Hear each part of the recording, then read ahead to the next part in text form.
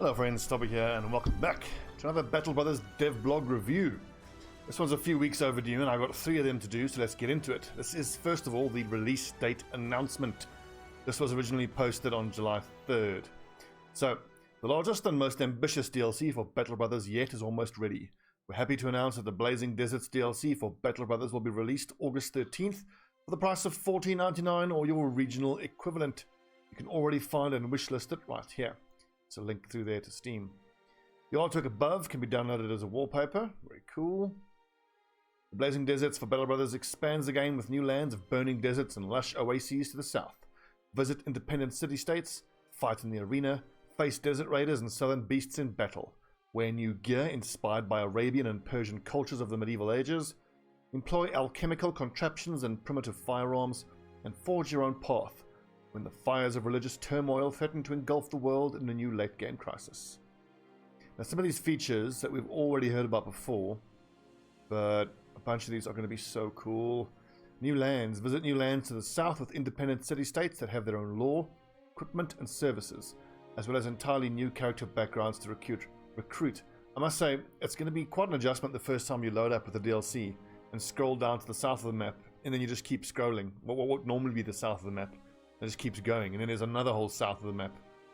I suppose what we consider now as the south, the open plains, the grasslands, becomes the new Middle-earth. The retinue, oh, it's going to be so good. Hire non-combat followers for your retinue to customize your campaign experience to fit your playstyle. Hire a drill sergeant to train your men. Never lose shields again with a blacksmith that can repair gear no matter how damaged. Buy carts for additional inventory space. Oh, blacksmith baby, oh yes. Arena. Fight in front of cheering spectators to earn coin, experience and unique rewards as an alternative to mercenary work. That's going to be interesting and potentially might need a bit of balancing. If you take the gladiator background, I would hope that you wouldn't be able to just grind with those 3 and make a fortune before you even set out into the world properly, fighting as a mercenary. A new crisis. Survive a new late-game crisis that tests the mettle of your company in the fires of religious turmoil. I imagine it's just going to be a little variation on the current Civil War late-game crisis, where you will have to choose one of the city-states and fight one of the non-city-states, or vice versa. Still, should be quite interesting. New opponents. Face new factions of city-state soldiers and desert raiders, complete with their own gear and unique mechanics. Hunt down and get hunted by desert beasts, snakes and the sand monsters. New origins. Play using one of the 3 new southern-themed origins, each with special rules that shape your campaign into a different experience from beginning to end. Mostly I'm looking forward to the gladiators background. The slaves background could be interesting as well. New banners and gear, dress and style, that's going to be, whatever. A legendary location. Visit a new legendary location and fight a new boss in a quest that leads to a legendary reward. Ooh.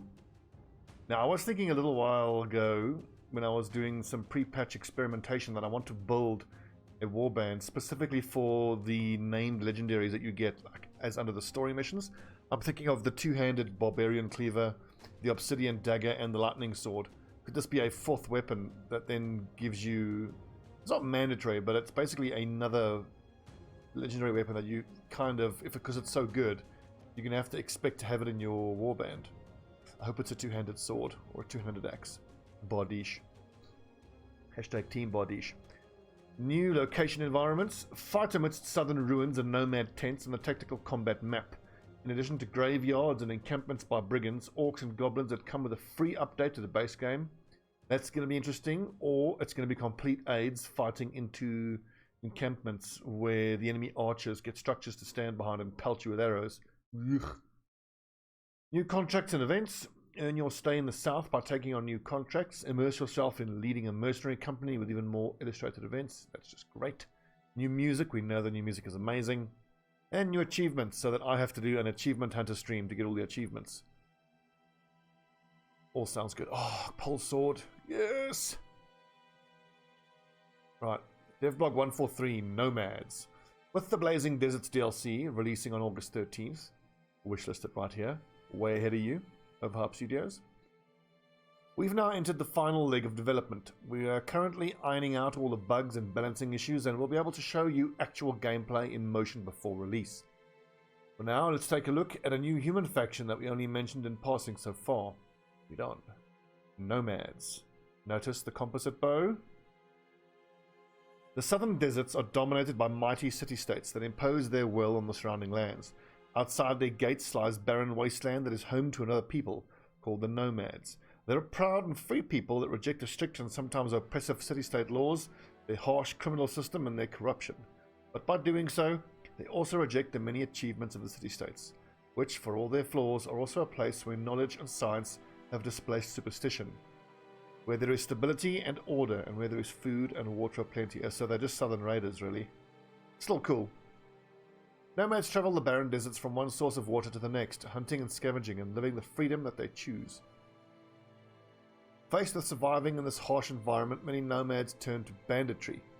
It's not all of them, of course, but as a mercenary in this world, it's who you'll be dealing with most of the time. Nomads have a roster of their own, roughly similar to that of northern brigands, but with their own equipment and a unique skill. Throw sand in face? Lovely.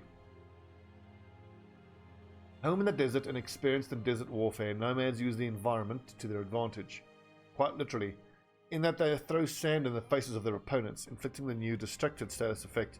A distracted target will inflict less damage and have less initiative for a single turn.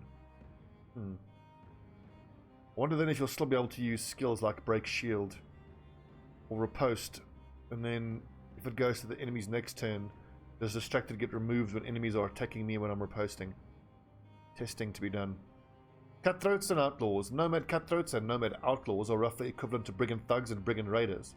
They tend to have less armor than their northern cousins in crime, but are more evasive, and their cultural pride affords them a slightly higher resolve, and this makes them slightly harder to break. Cleavers, spears, swords. Okay, so shields are going to be the order of the day against these guys by looks of things. I'm pretty sure that pole mace will be able to break a shield, though. They could look to disarm you. That could be super annoying. That is an indirect buff then to quick hands. Go to a secondary weapon. Wearing traditional nomad armor fashioned from leather and hemp, they're armed with commonly available southern weapons like safes, scimitars, and spears. But they also make use of whips in battle and use the nomad mace, not found elsewhere. Slingers and Archers. Nomad slingers and nomad archers are roughly equivalent to brigand poachers and brigand marksmen.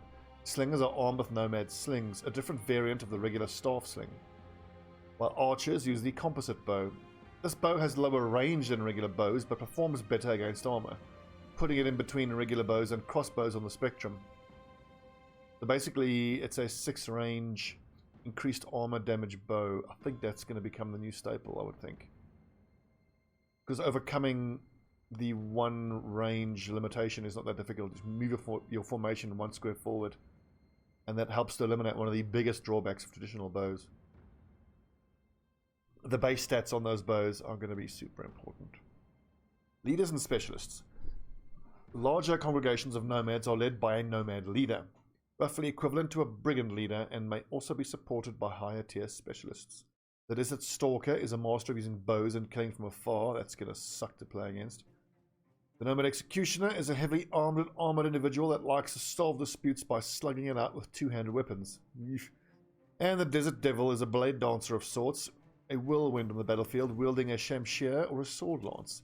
He's not quite as skilled in a duel as a sword master, but makes up this fact by being considerably more agile and less vulnerable to getting peppered with arrows. Naturally, all these characters may also appear as champions with named gear if you own the Warriors of the North DLC. Nets, and fishing nets going to be the order of the day.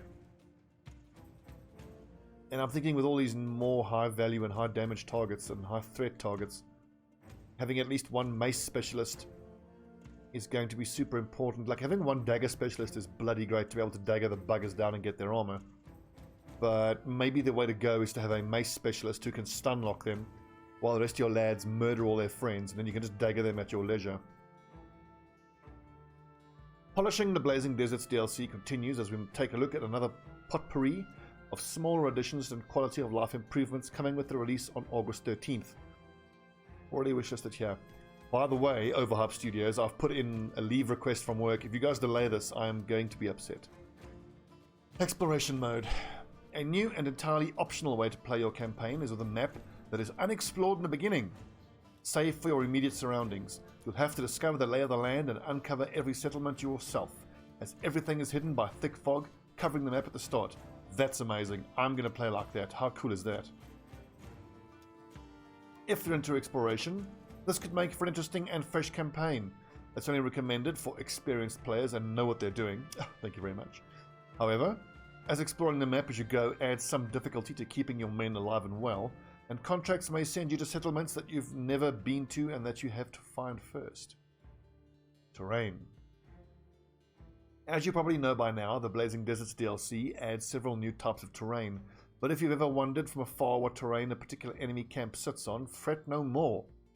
The game will now tell you in the tooltip of camps what terrain your men will be fighting on, without having to first engage the camp. Oh, thank goodness.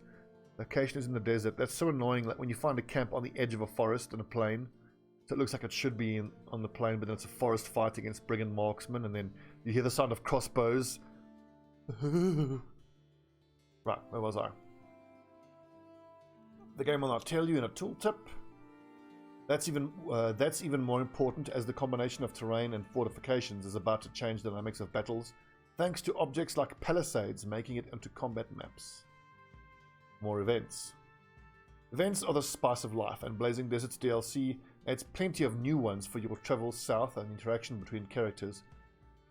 Observe a fire juggler in the city-states, discuss astronomy with southern scholars, find cultists of Dovecool doing something sinister in the desert, and have your men get sunburn. Oh god. All events are illustrated with new art like that below. Sunburn, really? Achievements. Can't do a new DLC without new achievements. A total of, currently, 12 new achievements to unlock await the completionists of you, as you can challenge yourself with defeating powerful new opponents, doing trick shots with a handgun, winning arena bouts, and more. Can you guess what other achievements there are based on the icons? Defeat a dust devil, win a tournament, stab someone in the pink bits, throw a grenade, get taunted by a French taunter on the battlements, cause the fall of ancient Greece, have a chat by the fire, buy Necronomicon in a game of Dota, rage quit when one of your guys get one shot by a cannon. That's what I'm guessing. Yeah. Supporter Edition. As with our previous DLCs, we're again also offering a Supporter Edition, which I will be buying. For those of you who want to support us above and beyond in working on Battle Brothers, as a thank you, you'll be given a special player banner that appropriately reflects the wealth, craftsmanship, and culture of the South and its peoples. Wish list to Blazing Deserts Supporter Edition here. Well, friends, I can only encourage you guys to get the Supporters Edition. Battle Brothers is one of the few games out there that gives you incredible value for money.